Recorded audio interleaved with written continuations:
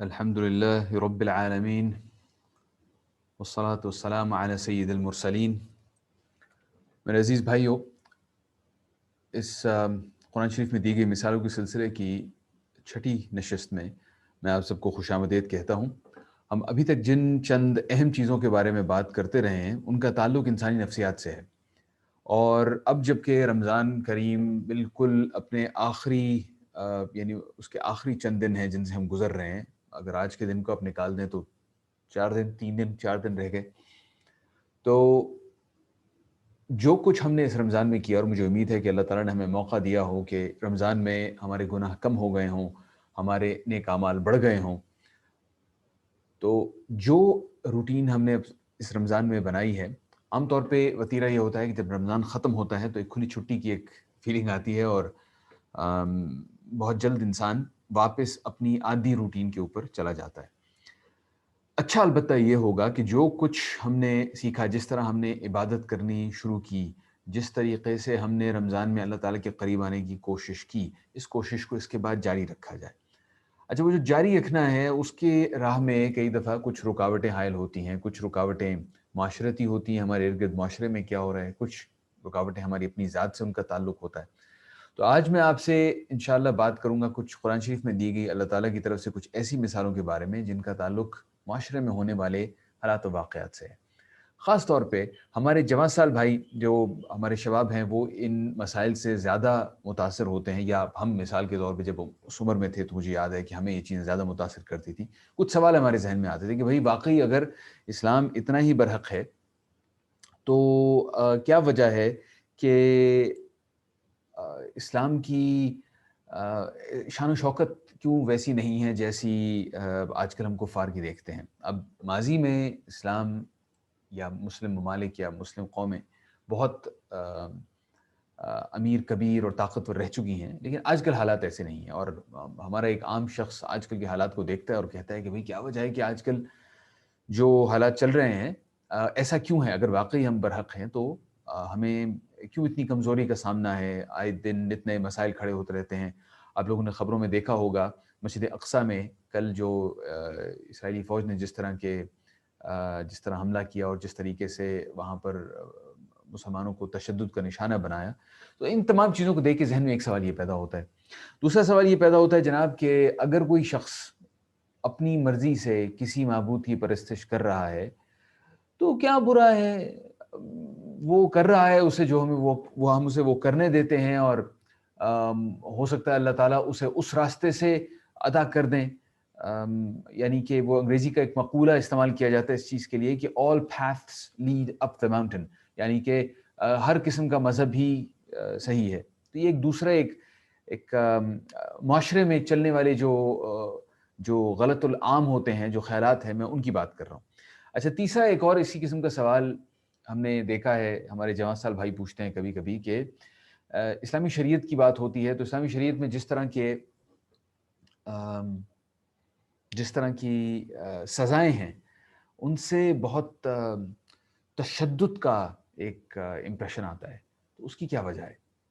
تو آج ہم انشاءاللہ 2-3 مثالیں ایسی دیکھیں گے جو قرآن شریف میں اللہ تعالیٰ خود دیتے ہیں، اور ان کا تعلق معاشرے میں پھیلے ہوئے اس قسم کے کانسیپٹس یا آئیڈیا سے ہے، اور اللہ تعالیٰ ان کا جواب کیسے دیتے ہیں۔ تو سب سے پہلے میں آپ کے سامنے پیش کرتا ہوں سورۃ البقرہ کی ہی ایک آیت جس میں اللہ تعالیٰ مخاطب ہیں مسلمانوں سے۔ اللہ تعالیٰ کہہ رہے ہیں اعوذ باللہ من الشیطان الرجیم یا ایھا الذین آمنوا کتب علیکم القصاص فی القتلی، اے وہ جو ایمان لائے ہو، تم پر واجب کیا گیا، تم پر فرض کیا گیا، اگر قتل کیا گیا ہے تو اس کا بدلے میں قصاص، یعنی اس کا بدلہ قتل۔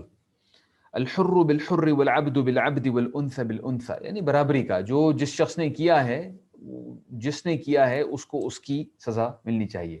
فمن عفی له من اخیہ شیء فاتباع بالمعروف، تو اگر کوئی شخص معاف کر دے، جس کی مثال کے طور پہ کسی کے گھر والے کے ساتھ، کسی کے بھائی کے ساتھ، بیٹے کے ساتھ کچھ ایسا معاملہ ہوا ہو اور وہ اپنے گھر کا سربراہ ہو اور وہ اپنی طرف سے معاف کر دے، تو یہ ایک اچھی بات ہے۔ وَأَدَاءٌ إِلَيْهِ بِإِحْسَان، اور پھر اس کے بعد اس کی دیت ادا کی جاتی ہے۔ ذَلِكَ تَخْفِيفٌ مِّن رَّبِّكُمْ وَرَحْمَةٌ، یہ اللہ تعالیٰ کی طرف سے دی گئی ایک نرمی ہے، ایک تخفیف ہے اور اللہ تعالیٰ کی رحمت کا حصہ ہے۔ فَمَنِ اعْتَدَىٰ بَعْدَ ذَلِكَ فَلَهُ عَذَابٌ أَلِيمٌ، تو جو اس کے بعد بھی سرکشی کرے اسے دردناک عذاب ہوگا۔ یعنی اگر دنیا میں مثال کے طور پہ دیت دلوانی تھی اور آپ نے زبردستی کر لی، یہ قسم کی سرکشی ہے کہ دیت اس نے اپنی مرضی سے معافی دینی تھی اور آپ نے زبردستی کر لی کہ نہیں اس کو معاف کرو، اور کوئی پریشر ڈلوایا اور اس طرح، تو یہ مثالیں ہیں سرکشی کی۔ اچھا، اسی طریقے سے اگر قتل ہوا اور بدلے میں جس شخص نے قتل کیا تھا اس کو آپ چاہتے ہیں کہ سزا نہ ہو، اور آپ پریشر ڈلوا رہے ہیں کہ کسی طریقے سے وہ سزا سے بچ جائے، یہ بھی قسم کی سرکشی ہے۔ اس کے بعد اللہ تعالیٰ فرماتے ہیں، اور یہ ایک بڑا مشہور مقولہ ہے، عربی میں استعمال بھی ہوتا ہے، وَلَكُمْ فِي الْقِصَاصِ حَيَاةٌ يَا أُولِي الْأَلْبَابِ، اور تمہارے لیے قصاص میں، یعنی قتل کا بدلہ قتل یا دیت، اس میں تمہارے لیے زندگی ہے اے عقل رکھنے والے لوگوں۔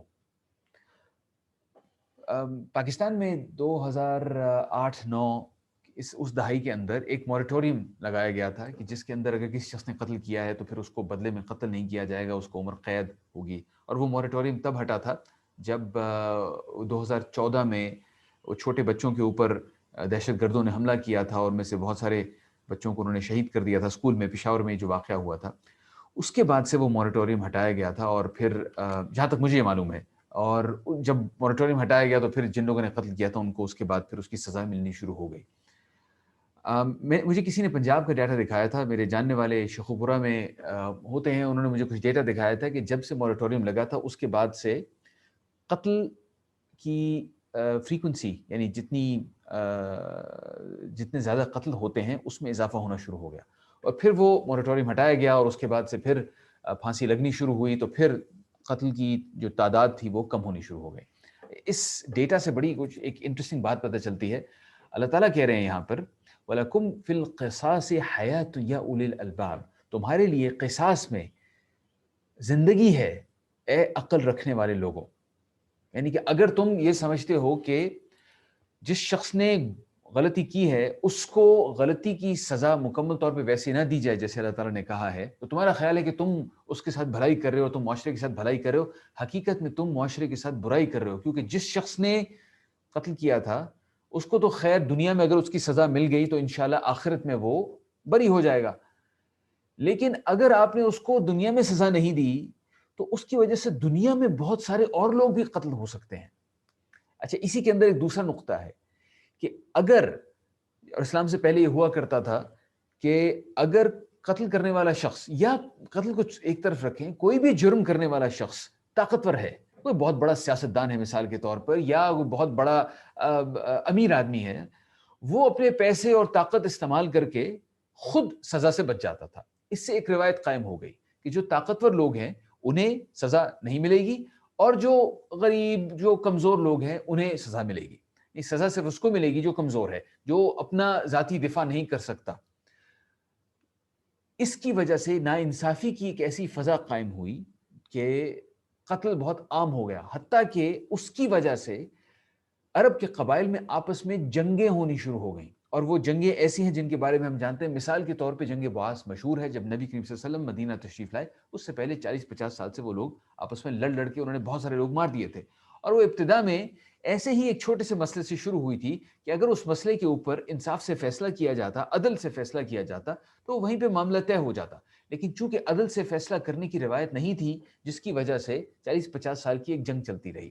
اس میں آپ کے اور میرے لیے بھی ایک پیغام ہے اللہ تعالیٰ کی طرف سے کہ اگر تمہارے معاشرے میں انصاف نہیں ہو رہا تو اس کی وجہ سے تمہارے معاشرے میں امن نہیں ہوگا، اور انصاف ہونے کا مطلب یہ ہے کہ ہر شخص، چاہے وہ معاشرے کے کسی بھی درجے کے اوپر ہے، اس کے پاس کتنے بھی پیسے ہیں یا نہیں ہیں، اس کے پاس کتنی بھی قوت ہے، طاقت ہے یا نہیں ہے، اگر اس نے غلطی کی ہے تو اس کو اس کی قرار واقعی سزا ملنی چاہیے۔ اگر معاشرے میں ایسا ہے تو اللہ تعالیٰ کی طرف سے پیغام ہے کہ معاشرے میں امن آ جائے گا، اور اگر ہمارے معاشرے میں ایسا نہیں ہے اس وقت تو پھر ہمارا کام ہے کہ ہم اپنی طرف سے اپنی استطاعت کے مطابق کوشش کریں کہ جو شخص کہ اس طرح کا نظام قائم ہو کہ جو شخص مجرم ہے اس کو اس کی سزا ملے، اور جو شخص مجرم نہیں ہے اس کو بری کرنے کا طریقہ ہو. اور جیسے میں نے کہا کہ ہم اپنی استطاعت کے مطابق جو کچھ ہم کر سکتے ہیں وہ ہم کریں، اور اگر ہمارے علاوہ اور لوگ کر رہے ہیں تو ان کی مدد کرنے کی کوشش کریں. یہ ہے جناب وَلَكُمْ فِي الْقِصَاصِ حَيَاةٌ يَا أُولِي الْأَلْبَابِ. اس آیت کے اس حصے کو یاد کر لیجئے. عرب عام طور پہ ایک دوسرے کے ساتھ گفتگو میں اس کو استعمال کرتے ہیں. ہمارے ہاں بھی علماء جن کو قرآن شریف کا علم ہوتا ہے وہ عام طور پہ گفتگو میں یہ استعمال کرتے ہیں وَلَكُمْ فِي الْقِصَاصِ حَيَاةٌ يَا أُولِي الْأَلْبَابِ. تو یہ پہلی چیز ہے. معاشرے کے اندر جب ظلم ہوتا ہے تو اس ظلم کے پیچھے معاشرے کی اپنی کچھ غلطیاں ہوتی ہیں. آپ جانتے ہیں کہ اللہ تعالیٰ قرآن شریف میں کہتے ہیں کہ لا یغیروا ما بقومہم، اب مجھے آیت کے الفاظ ایگزیکٹلی یاد نہیں آ رہے، حتی یغیروا ما بانفسہم. اللہ تعالیٰ قوم کی حالت، لوگوں کی حالت اس وقت تک نہیں بدلتے جب تک وہ خود اپنی حالت نہیں بدلتے. تو اس کی تفسیر، اس آیت کی تفسیر یہی ہے کہ اگر لوگوں کے اوپر کوئی آفت ٹوٹتی ہے، کوئی مسئلہ آتا ہے، تو اصل میں اس کی وجہ ان لوگوں کے اپنے کیے ہوئے کچھ ایسے اعمال ہوتے ہیں جن کی وجہ سے اللہ تعالیٰ ان کی حالت بدلتے ہیں. اور یہ اچھائی کی طرف بھی ہو سکتا ہے کہ لوگ اپنے آپ کو اچھا کر لیں تو اللہ تعالیٰ کی طرف سے ان کے اوپر نرمی آ جائے، رحمت آ جائے. اور اگر لوگ اپنے آپ کو برا کر لیں تو اس کی وجہ سے ان کے اوپر ایک پریشانی آ جائے. جیسے مثال کے طور پہ وہ پریشانی جو آج کل ہمارے ہاں پھیلی ہوئی ہے، کووڈ-19 نے پوری دنیا کے اندر مسائل کھڑے کیے ہوئے ہیں. آپ جانتے ہیں ہمارے بالکل ہمسایہ ملک بھارت کے اندر ایک کوہرام مچا ہوا ہے. لاشیں دفن کرنے کی، مسلمانوں کے یہاں جہاں لاشیں دفن ہوتی ہیں، دفن کرنے کے لیے قبرستانوں میں جگہ ختم ہو گئی ہے. جو ہندو لوگ ہیں وہ جہاں لاشیں جلاتے ہیں شمشان گھاٹ پہ، وہاں پر ان کے پاس جگہ ختم ہو گئی ہے لاشوں کو جلانے کے لیے. یہ اللہ تعالیٰ کی، اور یہ تو صرف میں ان 2 ملکوں کی بات کر رہا ہوں، پوری دنیا میں اس طرح کے مسائل پیدا ہوئے ہیں. تو یہ جو پوری دنیا کے اوپر ایک آفت آئی ہوئی ہے، اس کی وجہ آپ ذرا سوچئے، اور حدیث بھی ہے نبی کریم صلی اللہ علیہ وسلم کی اس حوالے سے کہ ہم نے، ہو سکتا ہے ہمارا آپ کا ذاتی قصور نہ ہو، لیکن دنیا میں لوگوں نے فحاشی کو عام کر دیا اور اس طرح پھیلا دیا اور اس کو اتنا ایکسیپٹیبل کر لیا، اس طرح قبول کر لیا، اس کے ساتھ ایسے ڈیسینسٹائز ہو گئے کہ آہستہ آہستہ فحاشی بالکل پھیل گئی. اب جو وہ فحاشی پھیل گئی، اللہ کے نبی صلی اللہ علیہ وسلم نے ہمیں بتایا ہوئے اپنی حدیث کے اندر کہ جب تمہارے اندر اس قسم کے معاملات پھیلیں گے تو پھر تیار رہو ایسی بیماریوں کے لیے جو تمہارے باپ دادا کے یہاں نہیں ہوا کرتی تھیں. آج کل ایسے حالات ہیں اور ہم دیکھ رہے ہیں. گزارش آپ سے یہ ہے کہ معاشرے میں جب ایسے حالات پیدا ہوتے ہیں تو انفرادی طور پر ہمارے اوپر بھی کچھ ذمہ داری ہے. اپنی استطاعت کے مطابق جو کچھ ہم کر سکتے ہیں کم از کم ہم وہ تو کرنے کی کوشش کریں، تاکہ قیامت کے دن ہمارا نام آگ بجھانے والوں میں لکھا جائے، نہ کہ آگ لگانے والوں میں. تو یہ جناب پہلی چیز تھی. اچھا، دوسری آیت جس کے بارے میں ہم بات کریں گے وہ سورۃ الرعد کی آیت ہے، آیت نمبر 14. اس کے اندر اللہ تعالیٰ کہتے ہیں اعوذ باللہ من الشیطان الرجیم لہو دعوت الحق. اب یہ جو الفاظ ہیں لہو دعوت الحق، اس کے 2 مطلب ہو سکتے ہیں. دعوت الحق کا مطلب یہ ہو سکتا ہے کہ جو اللہ تعالیٰ کی پکار ہے وہ حق ہے، اس کا ایک مطلب یہ ہو سکتا ہے. اس کا دوسرا مطلب یہ ہو سکتا ہے کہ اگر پکارا جائے تو صرف اللہ تعالیٰ کو ہی پکارنا حق ہے. اور دونوں مطلب صحیح ہیں. والذین یدعون من دونہ، اور جو لوگ اللہ تعالیٰ کے علاوہ کسی کو پکارتے ہیں مدد کے لیے، مانگتے ہیں کسی سے. مثال کے طور پہ جو بت پرست ہیں وہ بتوں کے سامنے ہاتھ پھیلاتے ہیں، یا جو عیسائی ہیں وہ ان میں سے کچھ عیسائی حضرت عیسیٰ کے سامنے اپنی دانش میں ان کے سامنے ہاتھ پھیلاتے ہیں، یا کوئی بھی اور دنیا میں کوئی اور مذہب ہے اور وہ اپنے مذہب کے مطابق خدا کے علاوہ کسی اور کے سامنے ہاتھ پھیلاتے ہیں. لا یستجیبون لہم بشیء، اور تو وہ چیزیں ان کو کوئی کچھ جواب میں عطا نہیں کر سکتی. جن چیزوں کے سامنے وہ ہاتھ پھیلاتے ہیں وہ جواب میں کچھ عطا نہیں کر سکتی. مسجد طوبہ کے ہمارے ساتھیوں سے میں پہلے بھی ایک دفعہ عرض کر چکا ہوں اپنا ایک ذاتی واقعہ. میرا ایک ہندو دوست تھا، اب تو بہت عرصے سے اس سے کوئی بات نہیں ہوئی، لیکن اس نے، ہم ایک دفعہ مذہب کے بارے میں بات کر رہے تھے تو اس نے مجھے اپنا ایک واقعہ بتایا کہ بھائی ہمارے ہاں ایک بت ہے، اور اس سے ہمیں بڑا پتہ چلتا ہے کہ وہ واقعی اس میں کچھ نشانی ہے. میں نے کہا کیا نشانی ہے؟ اس نے کہا کہ اگر آپ چائے کی چمچ کے اندر دودھ ڈال کر اس کے منہ کے قریب رکھیں تو دودھ کم ہو جاتا ہے چمچ میں. تو میں کچھ دیر سوچ میں پڑ گیا، تو میں نے کہا کہ اچھا تو کہتے ہیں کہ ہاں پھر اس کے بعد لوگ آتے ہیں اور مطلب بالکل ولولے کے ساتھ اس بت کی پوجا کرتے ہیں، اس بت سے مانگتے ہیں. تو اللہ تعالیٰ ہمیں یہاں پہ کہہ رہے ہیں کہ بے وقوفو لا یستجیبون لہم بشیء، تمہیں وہ کوئی جواب نہیں دے سکتے، وہ کچھ جو تم مانگتے ہو وہ نہیں دے سکتے. الا کباسط کفیہ، اب یہاں پہ آتی ہے مثال جو اللہ تعالیٰ ہمیں دے رہے ہیں ہمارے سمجھنے کے لیے. الا کباسط کفیہ الی الماء لیبلغ فاہ وما هو ببالغه. اب یہ بات ایسی قوم سے ہو رہی ہے جو صحرا سے بہت اچھی طرح واقف تھی، اور انہیں معلوم تھا کہ اگر آپ شہر سے باہر نکل جائیں کھلے صحرا میں تو آپ کے ساتھ کیا ہو سکتا ہے.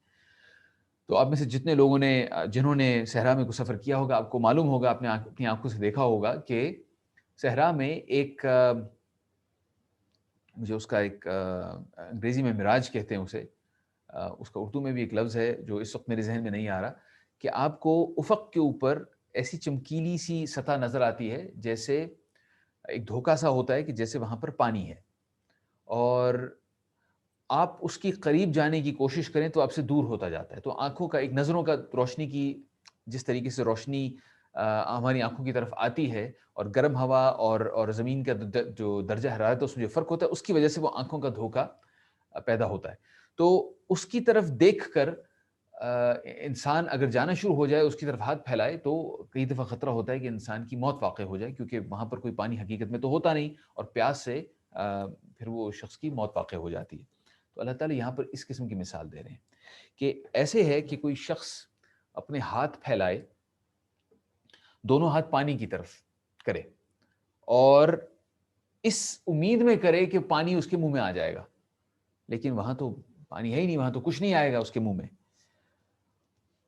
یہ لوگ جب دعا کرتے ہیں اللہ تعالیٰ کے علاوہ کسی اور سے، تو حقیقت میں یہ بالکل ایسے ہے جیسے صحرا کے اندر وہ تصور میں دیکھ رہے ہیں کہ کچھ پانی ہے اور وہ اس کی طرف ہاتھ پھیلا رہے ہیں اور انہیں اس سے کچھ ملنے والا نہیں.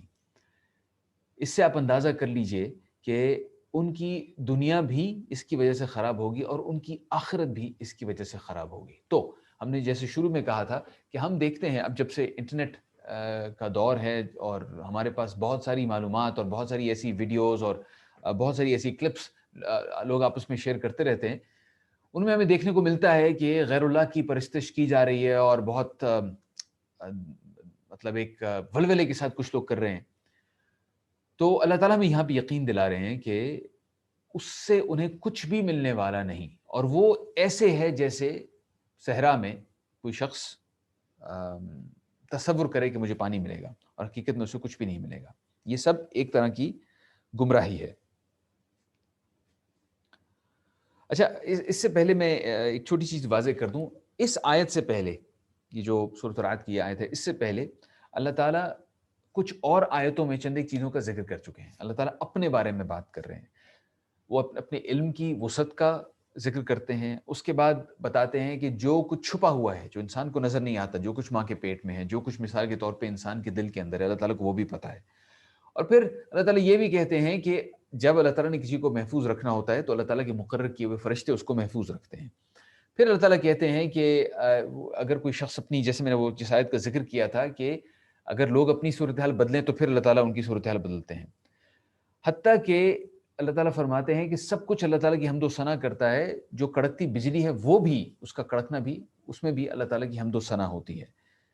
اور جو اللہ کے علاوہ کسی اور معبود سے مانگتا ہے، دنیا میں تو وہ کچھ بھی تصور کر لے، لیکن آخرت میں وہ بالکل یوں ہی ہے جیسے وہ صحرا کے دھوکے میں مبتلا ہے. تیسری چیز جس کے بارے میں ہم نے آج بات کرنی ہے، وہ کفار، منافقین اور گمراہ لوگوں کی ظاہری شان و شوکت ہے، جو کئی دفعہ ہمیں نظر آتی ہے. اس کی وجہ سے ہمارا دل کھٹکتا ہے کہ ہم کیوں اتنے کمزور ہیں اور وہ کیوں اتنے طاقتور ہیں. اللہ تعالیٰ اس کے حوالے سے کچھ وضاحت کر رہے ہیں. تو اللہ تعالیٰ فرماتے ہیں جناب یہاں پر مثال دیتے ہوئے، اعوذ باللہ من الشیطان الرجیم، انزل من السماء ماء. اللہ تعالیٰ نے، اب یہ مثال یوں ہے کہ جیسے اللہ تعالیٰ نے آسمان سے پانی برسایا. تو آپ کو معلوم ہے کہ جب عام طور پہ قرآن شریف میں پانی کا ذکر کیا جاتا ہے، عام طور پہ، ہر آیت ایسی نہیں ہے، لیکن عام طور پہ اس کا مطلب ہوتا ہے کہ ہدایت آئی، قرآن شریف کی ہدایت آئی. انزل من السماء ماء فسألت اودیۃ بقدرها. تو وہ جو پانی گرا تو اب وہ جیسے وادیاں بنی ہوتی ہیں نا، پرنالے سے بنے ہوتے ہیں، تو وہ ان وادیوں میں سے گزرا اپنے اپنے طریقے سے. تو اگر آپ نے کبھی پہاڑ کے قریب بارش ہوتی ہوئی دیکھی ہو تو بارش گرتی ہے مختلف پرنالوں میں، وہ پرنالے عام طور پہ سوکھے ہوئے ہوتے ہیں، لیکن جہاں پہ تھوڑی سی نشیب ہوتی ہے وہاں پہ وہ پانی جاتا ہے اور پھر آگے گزر جاتا ہے، پھر دوسرا پرنالہ، تیسرا، چوتھا، ہر پرنالے سے اپنے مطابق جا رہا ہوتا ہے. تو علماء کرام کہتے ہیں کہ یہ جو یہاں پر ذکر ہے کہ قرآن شریف کی ہدایت پانی کی طرح نازل ہوئی، یہ جو پرنالے ہیں یہاں پہ اللہ تعالیٰ انہیں تشبیہ دے رہے ہیں لوگوں کے دلوں کی. ہر انسان کا دل دوسرے انسان کے دل سے مختلف ہوتا ہے، اور جب ہدایت اس سے گزرتی ہے تو مختلف طریقے سے گزرتی ہے.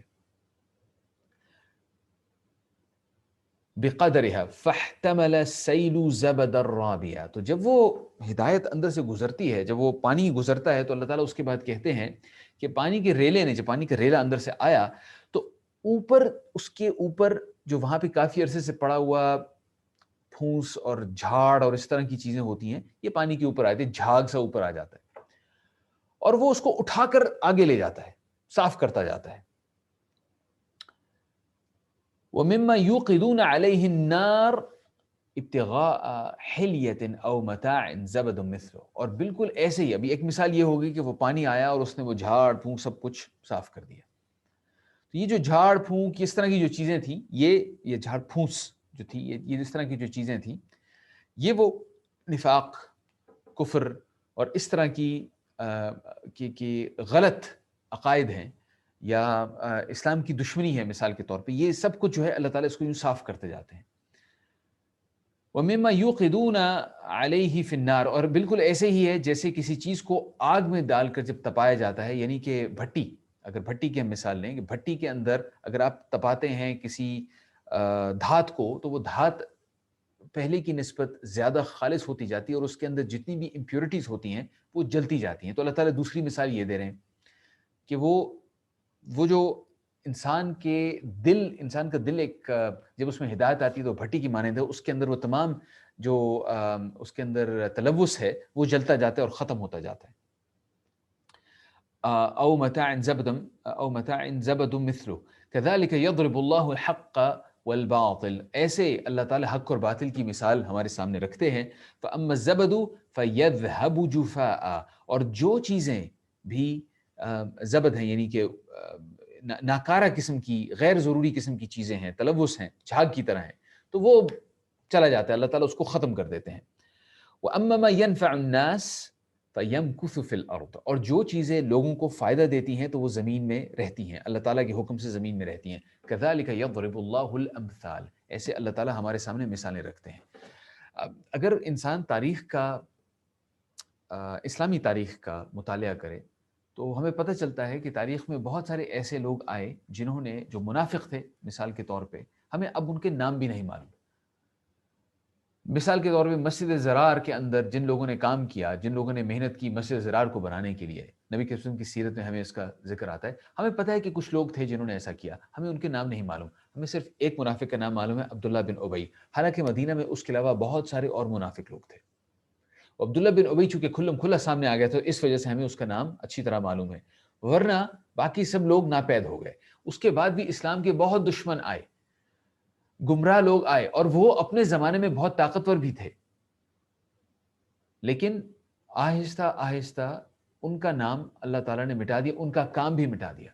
تو جو چیزیں برقرار رہتی ہیں وہ ایسی ہیں جن کے اندر اللہ تعالیٰ نے لکھ دیا ہے کہ ان سے انسانوں کو نفع ہوتا ہے. جیسے ماضی سے اب تک یہ ہوتا آ رہا ہے، ویسے ہی حال سے مستقبل میں بھی ایسے ہی ہوگا.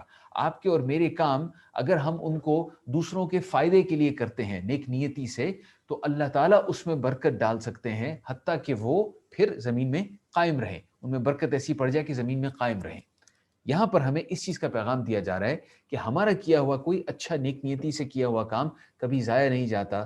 دوسروں کے فائدے کی چیز، چاہے وہ دینی حوالے سے ہو یا دنیاوی حوالے سے، اللہ تعالیٰ اس کا فائدہ قائم بھی رکھتے ہیں، اور کم از کم وہ چیز اللہ تعالیٰ کو تو یاد رہتی ہے. تو آج کی ان 3 آیات سے ہم نے آج کے عمل کا تہیہ کرنا ہے. تو جناب میری آپ سے گزارش یہ ہے کہ آپ بھی اور میں بھی ہم اپنی زندگی کا ایک مقصد طے کر لیں کہ ہماری جو مختصر سی زندگی ہے اس دنیا میں، اور یقین مانی بہت مختصر ہے، 70 80 90 سال کی عمر بھی بہت مختصر ہوتی ہے. انسان کی جو عمر بڑھتی جاتی ہے، اگر آپ کی عمر مجھ سے کم ہے تو میں آپ کو بتا دیتا ہوں، انسان کو لگتا ہے کہ بس چند دن گزرے ہیں اور ابھی تھوڑا سا وقت گزرا ہے، لیکن حقیقت ایسے ہے کہ پوری زندگی تھوڑا سا وقت ہوتی ہے. تو وہ جو تھوڑا سا وقت ہے ہمارے پاس، ہم اس تھوڑے سے وقت کو کیسے گزاریں گے؟ اور ابھی چونکہ رمضان کا آخری عشرہ چل رہا ہے تو یہ فیصلہ کرنے کے لیے بہترین وقت ہے کہ ہم اپنی زندگی کو کیسے گزاریں گے. اس سے فرق نہیں پڑتا کہ اس وقت آپ کی عمر کیا ہے، کم ہے زیادہ، اس سے فرق نہیں پڑتا. وہ جو مقصد ہے جو ہم اپنی زندگی کا طے کریں گے وہ ایسا ہونا چاہیے کہ یہ زندگی جو ایک عارضی امتحان ہے، جب یہ عارضی امتحان گزرے اور ختم ہو جائے تو اس کے ختم ہوتے وقت ہمارے دل میں سکون ہو کہ ہم اپنے رب سے ملنے کے لیے جا رہے ہیں اور ہمیں اپنے رب سے ملنے کی خوشی ہو. دیکھیے نبی کریم نے اپنی حدیث میں فرمایا کہ موت کو کوئی پسند نہیں کرتا، لیکن موت پر حق ہے، وہ آنی ہے. تو کیوں نہ اس وقت کی ایسی تیاری کر لی جائے کہ اس دنیا میں معاشرے کی طرف سے ہمارے اوپر جو بھی جس بھی قسم کا دباؤ پڑ رہا ہے، لوگ اور جو کچھ بھی کر رہے ہیں، ہم اپنا سر دھن کر ایک کام کرتے رہیں. وہ کام کیا ہوگا؟ ایسا کام جس سے لوگوں کو فائدہ ہو، ایسا کام جس سے ہمارا رب خوش ہو جائے. اس کام کو اپنی زندگی کا مقصد بنا لیں. ہماری دنیا کے اندر جو اللہ تعالیٰ نے ذمہ داری ہمارے اوپر ڈالی ہے وہ بھی ہم پوری کریں گے اور یہ کام بھی کریں گے. یہی مسلمانوں کا وتیرہ رہا ہے. یہی وجہ ہے کہ ہم سے پہلے گزرے ہوئے لوگ، ہم ان کے بارے میں جب بات کرتے ہیں ہمیں پتہ چلتا ہے جناب وہ بہت اچھے ادیب بھی تھے، بہت اچھے، مثال کے طور پہ میتھمیٹکس یعنی ریاضی کے ماہر بھی تھے، اور بہت اچھے علماء بھی تھے، دین کا علم بھی ان کے پاس تھا. اور اس کے علاوہ اپنے زمانے میں انہوں نے خیر کے بے شمار کام بھی کیے. اس کے علاوہ ان میں سے کئی ایسے بھی لوگ تھے جو کہ معاشرے کے اندر مختلف برائیوں کا ازالہ کرنے کے لیے ہر وقت کوشاں رہتے تھے. ہمیں ان لوگوں کے اندر ایک حرفن مولا قسم کی کیفیت نظر آتی ہے. وہ حرفن مولا اس لیے بنے کیونکہ انہوں نے جان لیا کہ اللہ تعالیٰ نے اس دنیا میں ہماری ذمہ داری بنائی ہے کہ ہم نے دنیا کے اندر بھی کامیاب ہونا ہے اللہ تعالیٰ کو خوش کرنے کے لیے، اور آخرت کی کامیابی کے لیے بھی محنت کرنی ہے تاکہ ہمارا رب ہم سے راضی رہے. میری آپ سے گزارش ہے کہ ہم بھی اپنی زندگی کا اس طرح کا مقصد طے کر لیں تاکہ یہ جو رمضان اللہ تعالیٰ نے ہمیں عطا کیا ہے، اور ہمیں کوئی گارنٹی نہیں دی کہ اللہ تعالیٰ ہمیں اگلا رمضان بھی عطا کریں گے. ہمیں کیا معلوم ہم میں سے کون اگلے رمضان میں موجود ہوگا، بلکہ میں گارنٹی دیتا ہوں ہم میں سے کچھ لوگ نہیں ہوں گے اگلے سال. تو اس وقت کے آنے سے پہلے اگر ہم نے اپنی زندگی کا ایک مقصد طے کر لیا ہے اللہ تعالیٰ کو خوش کرنے کے لیے، اور اس کے لیے تگ و دو شروع کر لی ہے، تو کم از کم حجت تو تمام ہو جائے گی. اللہ تعالیٰ آپ کو بھی اور مجھے بھی اس پر عمل کرنے کی توفیق عطا فرمائے. سبحانک و بحمدک. سورۃ العصر.